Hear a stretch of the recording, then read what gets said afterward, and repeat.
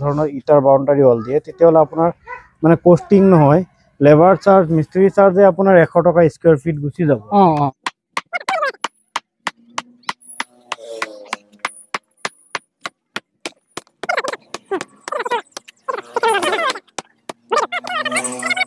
second hand গাড়ী নহয় বা সেকেন্ড হ্যান্ড কোনো বাহনৰ নহয় আজি আপোনালোকৰ চৌখত শুৱনি কৰাৰ ভিডিঅ' লৈছোঁ যাতে কম বাজেটত আপোনালোকে বাউণ্ডাৰী ৱাল দিব পাৰে ঘৰৰ যি চৌপাহৰ বেৰ আমি জেউৰাৰ বেৰ দিওঁ বা তামোলৰ ঢকুৱাৰ বেৰ দিওঁ সেইবিলাক আঁতৰাই পেলাই বা টিনৰ বেৰ দিওঁ সেইবিলাক আঁতৰাই মানে টিনৰ বেৰ দিওঁতে যিমান খৰচ সেই সম পৰিমাণ খৰচত আপোনালোকে বাউণ্ডাৰী ৱাল ধুনীয়াকৈ দিব পাৰে RCC ৰেডিমেড বাউণ্ডাৰী ৱাল আপোনালোকে দিব পাৰিব ভিডিঅ'টো শেষলৈকে চাওক মই আজিজৰ মানে ক'ত আহিছোঁ সেয়া জনাই আছোঁ এগৰাকী ইণ্ডাষ্ট্ৰীত মই আহিছোঁ মই ক'ত আহিছোঁ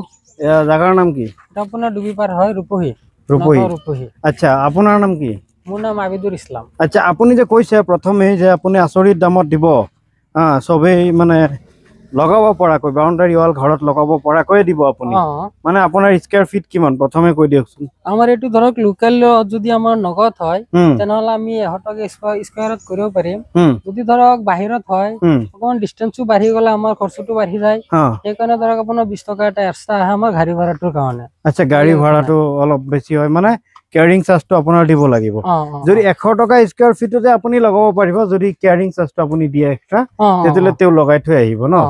100 টকা স্কয়াৰ ফিটত এনেকুৱা নহয় যে লেবাৰ বা মিস্ত্ৰী খৰচ এক্সট্ৰা লাগিব নেকি নাই এটো সব এভৰিথিং আমাৰ থাকিব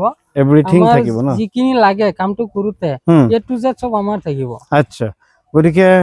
আৰু এয়া হৈছে কামৰ নমুনা তেওঁলোকৰ চাওক আপোনালোকে আৰু ডিজাইন আছে না আৰু বহুত আমাৰ টোটাল 10টা ডিজাইন আছে আমাৰ স্ক্ৰিনত মই দেখুৱাইছো দৰ্শকসকল এয়া যে আপোনালোকে দেখি আছে এনে ধৰণে আপোনালোকে আটক ধুনীয়াকৈ আপোনাৰ নিজৰ বাউণ্ডাৰী দিব পাৰিব আপোনাৰ ঘৰৰ চৌপাশ শুৱনি কৰিব পাৰিব জেউৰা বা তামোলৰ বা টিনৰ যদি মানে বাউণ্ডাৰী আছে তেতিয়াহ'লে আপোনালোকে সেইবিলাক আঁতৰাই পেলাই আপোনালোকে RCC ৰেডিমেড ৱাল এনেদৰে আপোনালোকে দি পেলাই নিজৰ ঘৰ শুৱনি কৰিব পাৰিব মজবুত কৰিব পাৰিব চিৰস্থায়ী কৰিব পাৰিব হেৰি আমাৰ ফিনিশিংটো দেখুৱাই দিয়ক যেনেকৈ আমি ইটাৰে যদি বাউণ্ডাৰী ৱাল দিয়ে প্লাষ্টাৰ কৰোতে এনেকুৱা ফিনিশিং নাহে যেনেকুৱা আমি ফিনিশিং দি আছো এইটো হ'ল ফিনিশিং তেওঁলোকৰ কামৰ যিটো ফিনিশিঙৰ নমুনা আপোনালোকক দেখুৱাই আছো যে এয়া চাওক আপোনালোকে কাৰণ আপোনালোকে প্লাষ্টাৰ কৰিলেও যিটো ফিনিশিং আহিব চাওক আপোনালোকে বাউণ্ডাৰী ৱাল দি পেলাই প্লাষ্টাৰ কৰিলে যিটো ফিনিশিং আহে তেওঁলোকক সেম ইয়াতকৈ আৰু উন্নত পৰিমাণে ফিনিশিংটো দি ৰাখে ইয়াতে চাওক আপোনালোকে তেওঁলোকৰ প্লেট বহোৱাৰ লগে লগে এনেকুৱা নহয় যে দুবাৰা প্লাষ্টাৰৰ প্ৰয়োজন হ'ব তেনেকুৱা নহয় এইটো কিমান ধুনীয়া চাওক আপোনালোকে প্ৰটিন কাটিলেও ইমান প্ৰটিন নাখায় মই এটা উদাহৰণ আপোনালোকক দি দিছোঁ প্ৰটিন কাটিলেও ইমান প্ৰটিন নাখায় ইমান ধুনীয়া কালাৰ কৰিলেও মানুহে ক'ব যে প্ৰটিন কাটি কালাৰ কৰি ইমান প্লেন আছে এটা উদাহৰণ আপোনালোকক দিছোঁ আৰু গতিকে পোষ্ট কেইটাও মানে এটা পোষ্টত কিমানটা প্লেট খায় এটা পোষ্টত আপোনাৰ 3টা 4টা হয় আচ্ছা এইবিলাক যে ভিতৰত ৰড চট ঠিকে দিছে না ৰড আছে আপোনাৰ 8 mm ৰড আছে ভিতৰত 8 mm ৰড থিওৰ 8 mm ৰড প্লেটৰ ভিতৰত আছে না নাই আপুনি যদি মন চাই কোনো এটা লৈ পেলাই যেটো মন চাই আৰু এটা ভাঙিলে গম পাব আছে নে নাই যদি নাথাকে এভৰিথিং মাল কিটা যি আছে সব আমি তাত থৈ পেলাই আমি যদি ভিতৰত ৰড নাথাকে এভৰিথিং মাল আমি ফ্ৰীতে দি থৈ আহিম ফ্ৰী দি থৈ আহি যাব ফ্ৰী দি থৈ যদি আপুনি কৈ আছে যে মালটো ভিতৰত একো ৰড দিয়া নাই যদি ৰড নাথাকে তেতিয়ালে গোটেই মাল ফ্ৰী দি থৈ আহিব ফ্ৰী দি থৈ আহিম মানে অৰ্থাৎ ইয়াত গোটেই মালৰ হেৰি আছে আমাক কোনোবা এটা প্লেট ভাঙি দেখক না দেখুৱাম প্লেটৰ ভিতৰতো ৰড আছে 8 mm 6 mm ৰড আছে তাত 6 mm ৰড আছে 6 mm ৰড আছে আচ্ছা আমাক দেখাওকচোন ঠিক আছে প্লেটটো আহক বাৰু এই বিলাক কাম আপুনি ক'ত শিকিছে নিজে কৰে নে কৰাই আছে নাই এটো আমি প্ৰথমে কেৰালাত শিকি আহিছো কেৰালাত ম্যাক্সিমাম আমি 2 বছৰ কাম কৰিছো পিছত আহি পেলাই চালো না কামটো ভালে আছে মানুহৰ কাৰণে আপোনাৰ উপকাৰ হ'ব অপকাৰ নহয় উপকাৰী হ'ব সেইকাৰণে ভাবিলো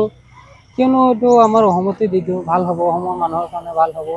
এই বুলি আমি কোম্পানীটো দিলো আৰু আচ্ছা এয়া প্লেট আনি আছে আজি আপোনালোকক দেখুৱাম যে প্লেটটো ভিতৰত ৰড চট দিছে না নাই আপোনালোকক দেখুৱাম এয়া প্লেট ৰডটো শিওৰ দিছে না 6 mm ৰড আছে না 6 mm ৰড আছে আপোনাৰ এটো চাওক আপোনালোকে এটো ভাঙি দেখুৱাই দিয়কচোন চাওক ভাঙি দেখুৱাই আছে ইয়াছ কিমান হেভি হৈ আছে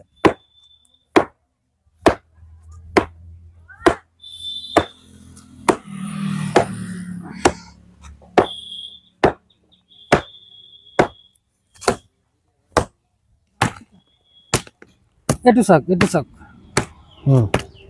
এইটো চাওক 6 mm ৰড এইটো চাওক 6 mm ৰড দিছে না 6 mm ৰড আছে ইয়াত গোটেইটোত 6 mm ৰড আছে আপোনাৰ এনেকা আপোনাৰ 5 ডাল থাকিব এনেকা আপোনাৰ 3 ডালকে থাকিব আচ্ছা এইটো না গোটেইটো ভাঙিবলৈ লাভ নাই আচ্ছা এইটো চাওক আপোনালোকে 6 mm ৰড দিছে বহুত মানে hard ৰড চড দি দিছে আপোনালোকে ভিতৰত এইটো সত্য আৰু দিছে না এইটো মিছা কথা তেনেকা নহয় যে মানুহক প্ৰতাৰণা কৰা হোৱা নাই মানে যিটো টকাৰ বিনিময়ত তেওঁলোকে লগাই আছে বাউণ্ডাৰী ৱাল তেওঁলোকে মানে ঠগা নাই যদি আপুনি ইটাৰে বাউণ্ডাৰী ৱাল দিব যায় তেনেহ'লে আপোনাৰ 100 টকা যায় এইটো আপোনাৰ লেবাৰ চাৰ্জে আহি যায় বাকীটো আছে আৰু মিনিমাম যদি এইটোত আপোনাৰ 1 লাখ টকা যায় ইটাৰে বাউণ্ডাৰী ৱাল দিলে কমেও 2.5 লাখৰ পৰা 3 লাখ টকা যাব যদি আপুনি এনে ধৰণৰ ইটাৰ বাউণ্ডাৰী ৱাল দিয়ে তেতিয়াহ'লে আপোনাৰ মানে কষ্টিং নহয় লেবাৰ চাৰ্জ মিস্ত্ৰী চাৰ্জে আপোনাৰ 100 টকা স্কয়াৰ ফিট গুচি যাব